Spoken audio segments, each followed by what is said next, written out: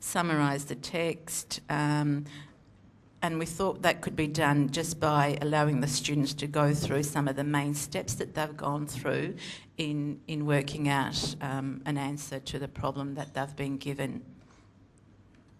And obviously the review at the end could come through, perhaps by some schools use the journals, it could be share time, and other examples of that, which actually explicitly shows the new learning that the students have undertaken. Okay.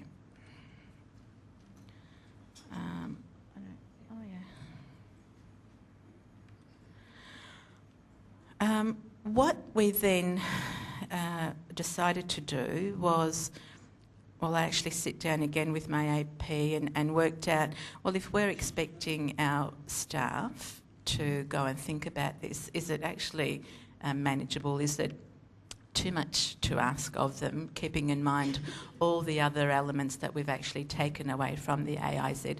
We're a very small school and actually reducing in numbers. On an average, every 2 years we seem to be going down a grade level, and we've actually taken on board the John Munro strategies, we've taken on board the management strategies and the numeracy as well. So we were trying to not make our staff feel like, oh, here's something else that we need to come up with and think about, and what's this leadership getting us to do? It was in fact letting them know that, look, the strategies are exactly the same, so it's not new learning, it's not an add-on, it's not something different, it's not a here we go and how long is this going to last before they ask us to do something different.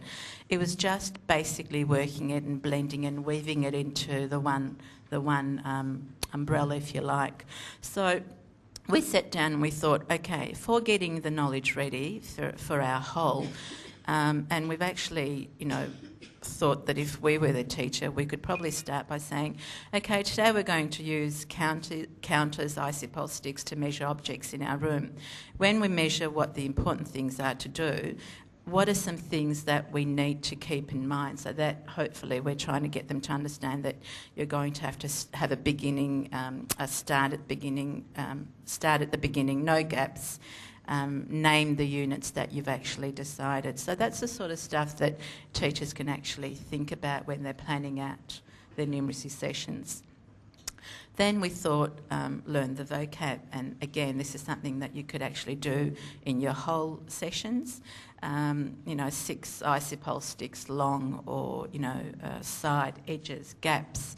If you're doing money, which we've only just started this week, dollars, cents, notes, coins, all of the vocabulary that you're hoping the children and you're expecting the children to actually use in those sessions. So a section, and again, you could break this right down in your math sessions and have a session where you're brainstorming, it could be a word splash that the students come up with, so a specific lesson on how you could, and it wouldn't be, it shouldn't really take a long time, because the students have actually been introduced to all this in literacy, so you're using the same terminology but in a different content. So we were hoping that, the students are actually familiar with everything, just linking the skills into another area. An independent activity under that heading, under vocab, could be independently measure a range of objects in the room using some of the vocab that we've actually outlined. Read aloud, well, how would that fit into a numeracy session? Well, you could do that in your whole, you could do that in your small. Children demonstrate and articulate understanding of the skills for the group or the teacher. Okay. Paraphrase the text. We thought this might fit in nicely in the small group situation, where teachers model the correct language usage back to the students and ask what the students are doing. So you're giving them the opportunity to